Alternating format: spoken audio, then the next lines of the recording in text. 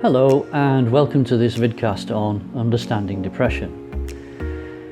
What I'd like to do to begin is to point out that this is not a talk which is about how to deal with depression in particular, but it's meant to provide general information to everyone to increase their understanding and awareness of this condition. So this is the first in a series of vidcasts on this subject, and today we'll be covering what is depression, which will be a look at what is and what is not depression. We'll be covering why depression is a problem, how it affects the lives of sufferers, and finally we'll be looking at how depression works, which will be some ideas about the development for the conditions that can lead to depression.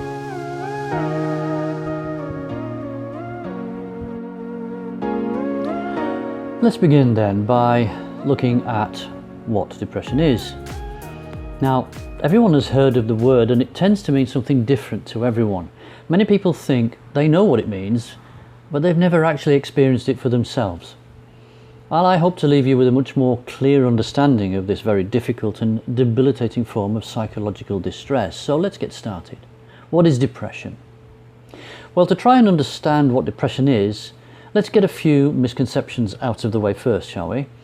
First of all, it's not the same as feeling miserable. Now, I often hear people say, "Oh, I feel depressed today," which is a simple way of saying, "I'm not in a good mood," or "I feel unhappy for whatever reason." And another one is, have you ever heard someone say, "Snap out of it"? Well, I know I have. Well, if you're truly depressed, then snapping out of it is impossible. If it were that simple, then we wouldn't have depression on near epidemic proportions in our society today. Another misconception is that depression sufferers are weak-willed or pathetic or lazy. And this is just not true. As we will see later on, depression is far more involved than these judgmental comments that I've just mentioned. Another one is, well, most depression sufferers have little or no control over the condition. Well, actually, initially and for the most part, they don't have any control over the condition, that's for sure. But it is possible to gain control over this condition. Information is the first step, and that's why I'm writing and reading to you this vidcast for information.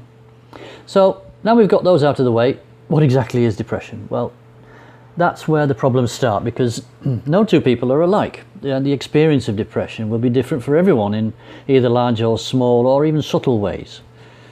So what I propose is, by having a quick look at the different categories of depression, the categories that doctors and psychiatrists, psychologists as well, they like to use.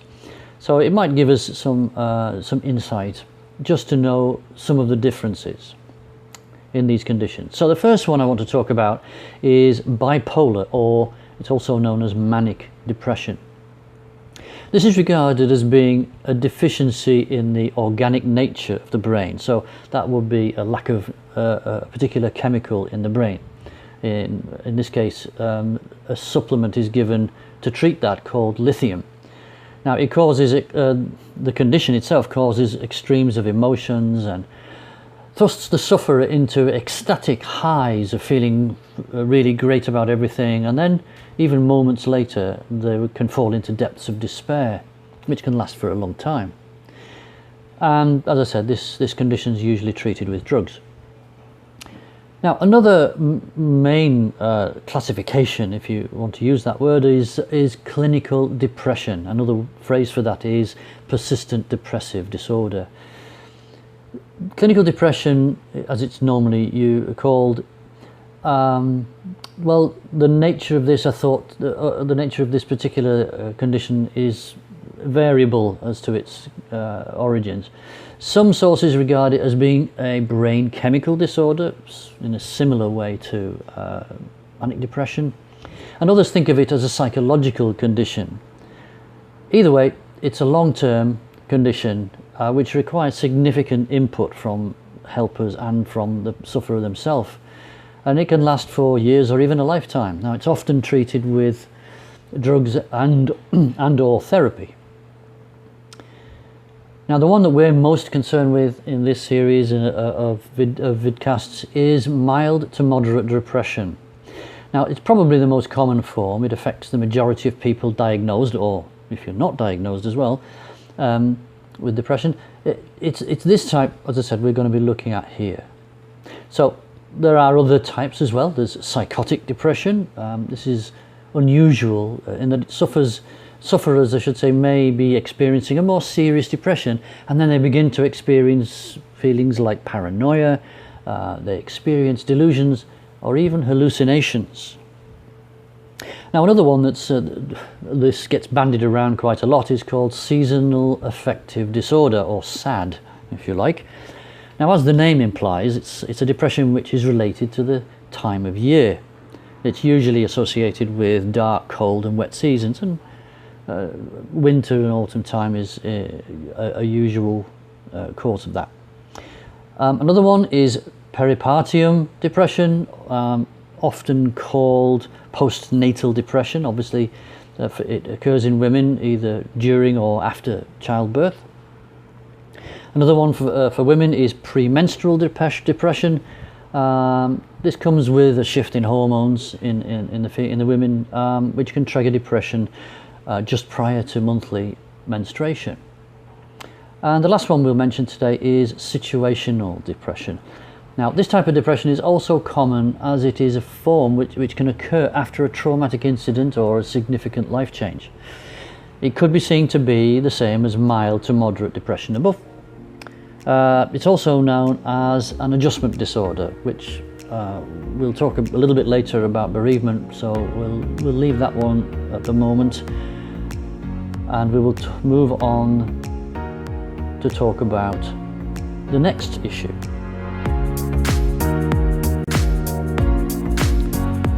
Moving on to the next issue then, and it's a question we could say is, why is depression a problem?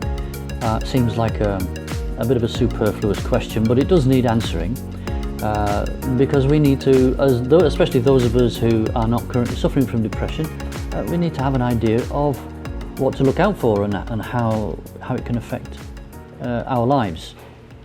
So the first thing that is most likely to, one of the things that's most likely to affect is an economic impact in a person's life. I mean, days off work, for example. A person suffers from depression, as we'll talk later about, is a person who doesn't particularly want to go out. So you're going to have days off work. And so that's going to have a general effect on economy, generally speaking, whether it's for the business that they work for or personal finances or whatever. That leads, of course, to the home life. It can cause tremendous difficulties in the home. It affects everybody in the family, that's for sure, one way or another. And that then leads into, of course, relationships. Relationships are tied into home life, of course. Relationships become extremely strained and sometimes break due to a lack of understanding about depression. So it's going to place an even greater strain on relationships that are having problems anyway. I mentioned work earlier on. Obviously, depression, it doesn't necessarily mean you have to have time off work. A person can still sometimes get out and go to work and still be depressed. And it is more common than people might think. People can be walking around doing their normal daily jobs and what have you, and they are actually depressed. Some people manage to hide it very well. So one of the effects of that at work, a person who suffers from depression, it's going to have an effect on their working efficiency. It affects their concentration and even their ability to make decisions. Now, I should also point out that this is not just about adults. I am going to speak in another vidcast about children, but it does equally apply to children at school as well. So, here are some of the most common effects of depression as felt by the individual who is suffering from it. So we'll just go through these briefly. The first one, which is probably the one that affects everything else, is having no energy. Now we can call that lethargy, if you like. No energy. It's not just about feeling run down. It's about having no energy in the sense that you could be lying in bed and you really just don't want to get out. You may not have any physical pain, you may not have any physical ailments, but you just don't want to get out of bed. It's like not wanting to face the world. And so, in addition to that, and connected strongly to that, is a wish to be isolated. So shut oneself away. If you don't want to get out of bed, then bed is a really good way of isolating yourself, I suppose. And a lot of people who suffer from depression will isolate themselves perhaps in their bedroom or some place where they can be alone. Now, attached to this isolation, no energy, it tends to lead to a sense of worthlessness and uselessness.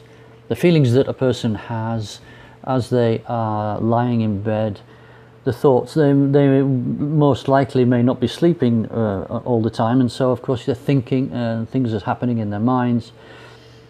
And one of the big features about depression is the not knowing why this is happening. And again, this is something we'll talk about in the future. So worthlessness and uselessness come in as a result of thinking in circular or spiral patterns. And this is, of course, is another issue. This method of thinking, this habit, if you like, of thinking, of basically finding that you're just not able to find a way out of this issue, about this problem. We already mentioned when you're going to work, you'll suffer from poor concentration. So, again, that's fairly obvious. A loss of appetite. Yeah, you don't feel like getting out of bed. You don't feel like eating, I guess. Now, again, a lot of this you'll notice is to do with feelings, about emotions. And feelings of guilt are often very strong there. I mean, the guilt can come in for all manner of reasons, and I'm not going to try and list them by any means. But the guilt feelings could be, and you will know better if you're suffering from it, feeling guilty about the fact that you feel useless and worthless, and there's nothing that you can do about this situation. So you feel guilty about that. Guilty that you're not able to go to work, or you're not able to do the things that you would normally do. Maybe you look after your family and so on and so on. So you feel guilty about that, and that just adds to the pile of feelings.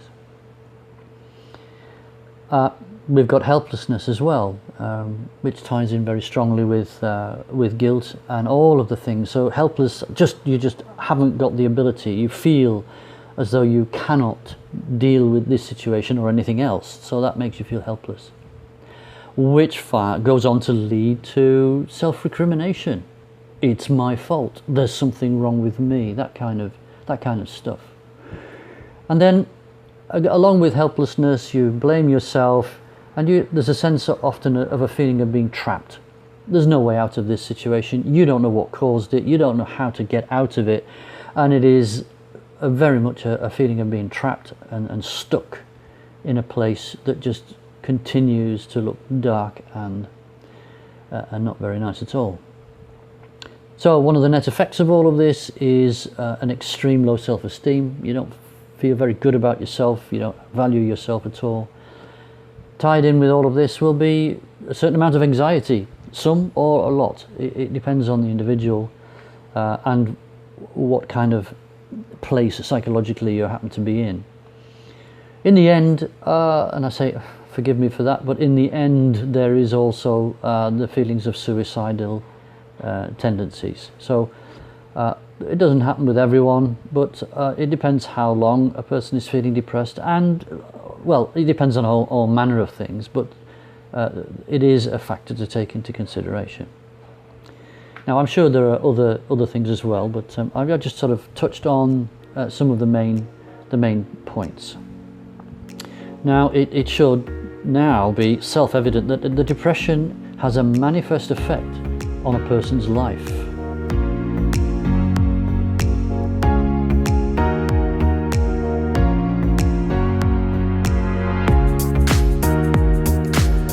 Okay, so let's move on to the next part, which is how depression works. Now, this is where we will find out the mechanics of depression. But firstly, it might be useful to try and give a definition of depression. Now, this is very difficult to do, as no one paragraph can truly define it, but we can at least use it as a starting point in an understanding of the condition. So here goes. Depression.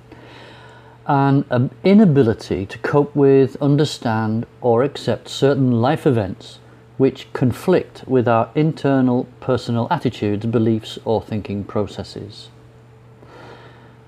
So, different people might have different thoughts about depression, but I'm going to go with that because this is based on my experience as a therapist over quite a number of years, and this is where I have discovered the majority of people who I have worked with have experienced problems in depression.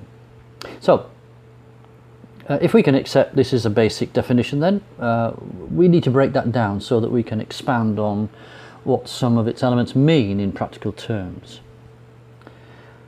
So the first area that I want to talk about here in regard to how depression works is we need to understand something about personality, development of personality.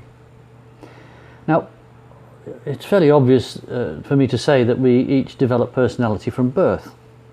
And each of us, we are unique, and our personalities are created based on a combination of hardwired hereditary genetics and our interactions with the world. Now, this is it's a huge subject by itself, so we can't explore it here in any detail. But it's enough to say that each person, whether they're depressed or not, they learn to respond to millions of events or situations or stimulus throughout our lifetime. We learn to construct our own unique thought processes and how we behaviorally respond to those events and situations. We also learn to associate language and emotions with these responses. So what we end up with is a unique mixture of thoughts, thinking processes, behavioral responses, emotional connections to all of these things, and this becomes our personality, our unique personality. Now, the development of personality, it's something of a trial and error process. Now, as small children, we begin to learn how to do all manner of things, too varied to mention here, of course. But what's important to understand is that we don't just do as we are told. We all go through a huge number of mini mental learning processes which we either accept as being useful or we reject if they're not. There are the outside influences of other people. They will have a large influence on what we decide to accept and what we don't, simply because other people make judgments about what and how we should learn, and then there are power and control issues and relationships that come into play as to how strongly we should take on board the things of other people, and so on. So we grow through childhood, we gradually acquire a multitude of how to do stuff, and some of that we've worked out for ourselves, and some of it we've picked up from how other people want us to do things. So for our purpose of trying to understand depression, let's just say that we develop through childhood and beyond a large set of psychological coping tools which are uniquely our own. They may be similar to other people in some respects, but we have this unique set of coping tools. Now, we use them at varying times of our lives to deal with the everyday events that we experience.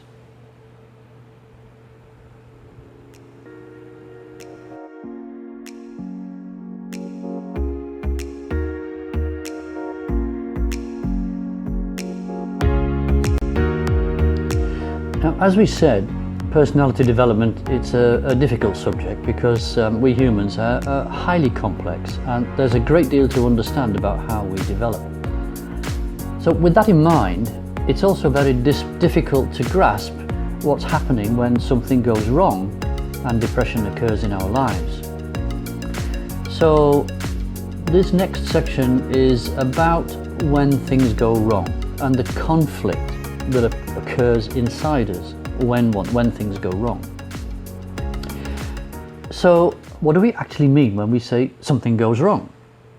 Well, what I'm going to do now is I'm going to go through a series of descriptions of different types of scenarios and the reasons why a person might have a response which results in depression. So I'll give the statement to begin with, and then we'll go through some of those responses.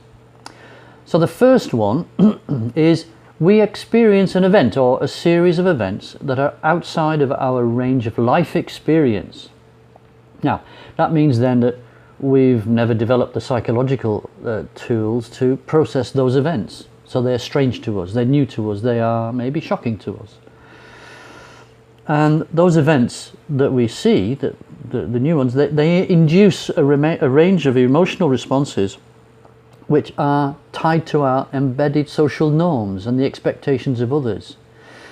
So we could have very strong feelings inside us, and they are, if you like, invoked by this set of events. It's basically how someone might say pushing one's buttons, that kind of thing. Our usual processing abilities might operate to reduce or balance out those emotional responses by varying methods, such as rationalization and acceptance, denial. All of these things they require a maturity of thought. So they may not be particularly developed.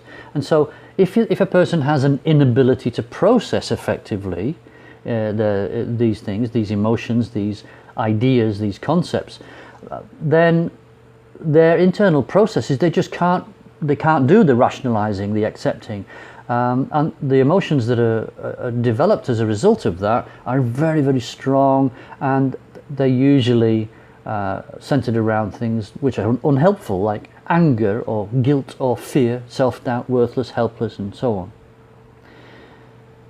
So this kind of response then is very typical in children. It's not to say that it's just in children, but it's because children have a highly immature cognitive reasoning ability, or thinking reasoning ability, which goes on even through to adolescence. And I'm sorry to say that if there are any 15-year-olds listening, I'm afraid even at 15 you still haven't got the full set of abilities, if you like. Your personality isn't fully set at this point. So even teenagers will have problems with this. So that it leaves them without the necessary abilities to deal with the events and the situations. So that's the first one.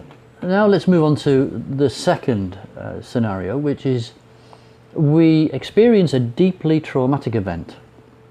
Now it could usually be just one, or it could be a series of events, as we'll see in a minute.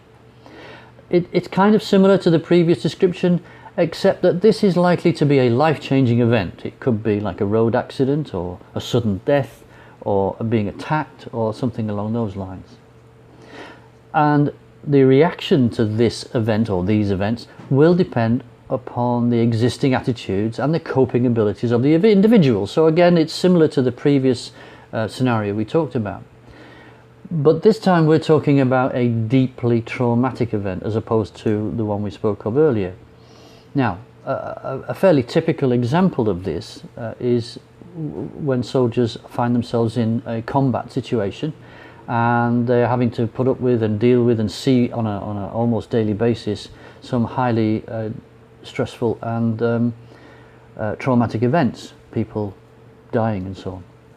So combat stress, soldiers are acclimatized to warfare. That's part of their training, or so we think.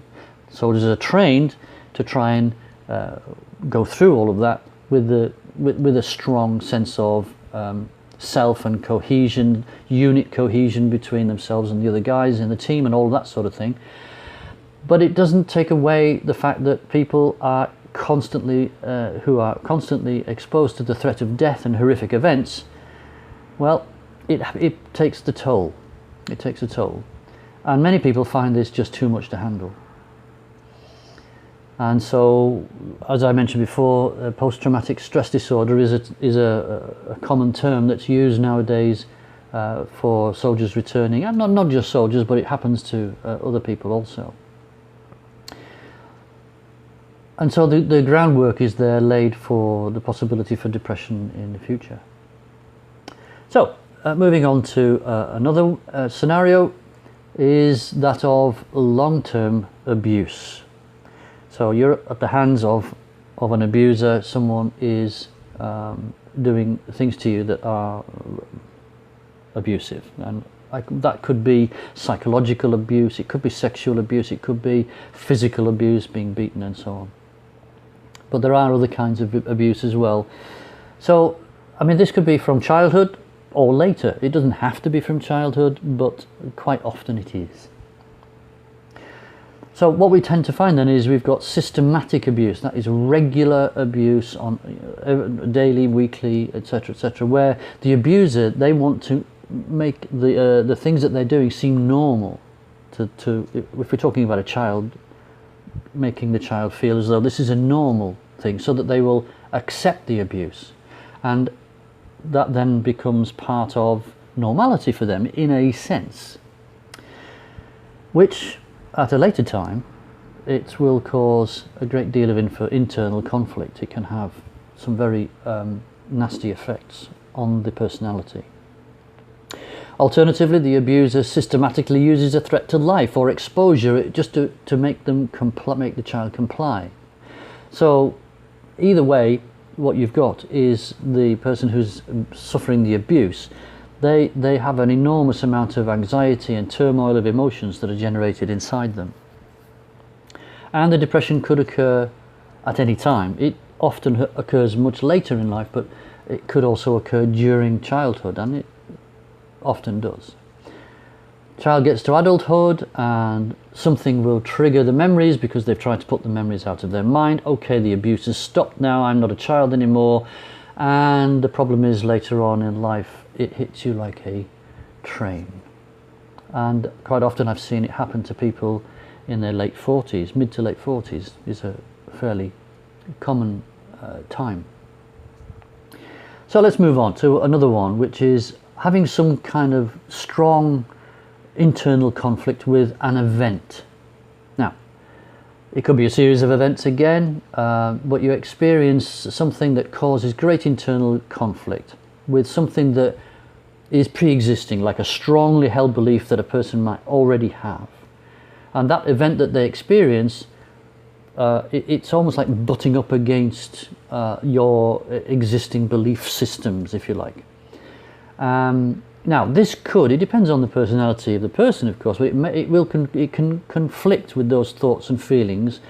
But often when a person has initially already got issues of inadequacy, for example, or lack of self-worth, they feel large amounts of guilt or rejection, then when something or someone is doing or saying something which challenges a person's constructed defense, if you like, it's like knocking hard on a wall and trying to get inside, and the person reacts very, very strongly to prevent that from happening.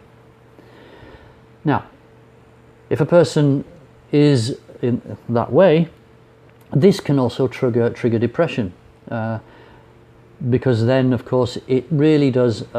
It triggers the inadequacy, lack of self-worth that person already feels. They feel challenged and confronted, and that's something that they really don't like. So that's another way that the depression can begin. But that kind of requires some sort of, I was going to say inherent is the wrong word, but some kind of problem that is lying within the personality already. And speaking of problems that are in the personality already, the next segment is about personality disorder. So we talked about development of personality, and that can go wrong in all manner of ways, depending on the kinds of things that a person has experienced throughout their lifetime. So most often people never get a diagnosis of personality disorder. There are so many issues that surround it, and a personality disorder can be extremely mild and unnoticeable, and most of us have got a personality disorder. Our thinking processes are not they're not perfect, but a full-blown personality disorder is a very serious issue. So there's lots of issues that can happen in personality development. Some are mild, some are pronounced. So if a person experiences, let's say, highly rigid thinking patterns and beliefs, this is how they see a world in this particular shape, and anything that challenges them can cause depression, which is similar to what we said earlier on in the previous thing. And a person can become trapped in circular thinking, and again, it's that process of depression that occurs. But personality disorder is quite it's a very, very complex issue, and so obviously I'm not going to try and go into that here. The last one that I want to talk about today is something called abnormal bereavement. Now, abnormal, I'm going to stress this, abnormal bereavement. This is what we would call, is an example of an adjustment disorder. So I want to be very clear that bereavement itself is not depression. Okay, that's a normal event, normal response of grieving at the death of a loved one. And what bereavement does is it follows like a process with specific stages. Now, that's not the same for everyone. Again, I'm not going to go into bereavement here. We might do it in another vidcast later. But bereavement it is a process with certain stages, and we can get those stages in different orders. They don't have to be. It's not some like you read the pages in a book and page 6 follows page 7 and 8 and so on. It can change, and that's normal. That's fine. The adjustment disorder comes when a person becomes completely stuck and can stay there for many months or even years in one place in their bereavement and never moves on to another stage. Not an easy thing to diagnose for a doctor. How does the doctor know?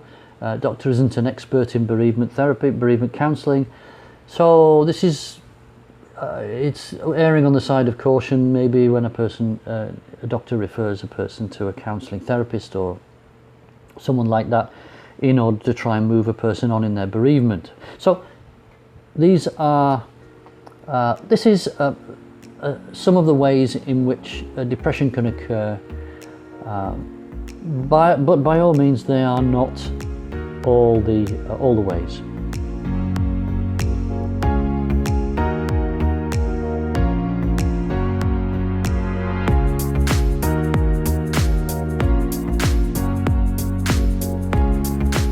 This brings us to the end of the first part of our look at trying to understand depression. But just to before I leave, I want to ask a question. I told you before that I worked as a therapist. Now, what do you think is the most common question that I heard from clients when it comes to depression? Any ideas? Well, it was a simple question, and it goes like this. Why? Why, it means there appears to be no reason. They're searching, they're trying to understand what caused this. I don't understand. And they don't get any answers. So, just something to think about as you maybe you review this information here or you're waiting for the next one. I just hope that what I've said today and what I've explained has been of some use. So this is the end of part 1. Please join me for the second part of this series, where we'll be looking in more detail at the common features of depression and what we can do to help those who are suffering, and how you can help yourself if it happens to be you suffering from depression. So thank you so much for joining us. Thank you for listening. And if you want to learn more about depression and other mental health issues, then please visit my website and blog at www.stephencriscol.com. That's Stephen with a V. Bye for now.